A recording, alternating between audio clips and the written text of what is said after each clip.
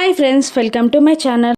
మనీషా దేవయాని కలిసి మిత్ర మనీషా పెళ్లి ముహూర్తం పెట్టించడానికి పంతులు గారిని పిలిపిస్తారు. ఇక పంతులు గారు ఇలా అంటూ ఉంటారు, మీరు పెళ్లికి ఆలస్యం అవ్వకూడదు అంటున్నారు, ఏర్పాట్లు చేసుకోగలుగుతాం అని అంటే రేపే ముహూర్తం బాగుంది అని పంతులు గారు అనేస్తారు. ఇక ఆ మాటకి అరవింద కోపంతో ఒక్క రోజులో పెళ్ళి అంటే ఏర్పాట్లన్నీ ఎలా పూర్తవుతాయి అని అరవింద అంటుంటే జయదేవ్ నందన్ కూడా ఒక్క రోజులో పనులన్నీ అవ్వాలి కదా, ఒక్క రోజులో పెళ్లి ముహూర్తం ఏంటి అని అంటూ ఉంటాడు. ఇక దేవయాని మనీష ఏం మాట్లాడాలో అర్థం కాక టెన్షన్ పడుతూ ఉండగా ఇక మళ్ళీ మిత్ర ఇలా అనేస్తాడు, రేపటి ముహూర్తమే ఖాయం చేయండి పంతులు గారు అని మిత్ర అనగానే మిత్ర మాటలకి అరవింద జయదేవ్ నందన్లు షాక్ అవుతూ ఉంటారు. ఇక దేవయాని ఇలా అంటూ ఉంటుంది, లగ్న పత్రిక రాసి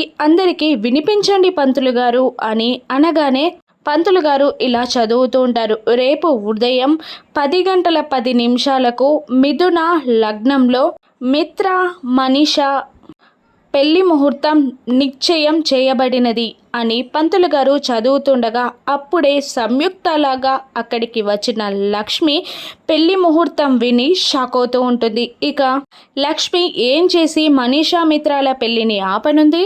తనే లక్ష్మి అని మిత్రకి చెప్పేస్తుందా, లేదంటే యాక్సిడెంట్ గుట్టుని మనీషా బండారాన్ని లక్ష్మి బయట పెడుతుందా? రాను ఎపిసోడ్స్లో చూద్దాం. Thank you for watching.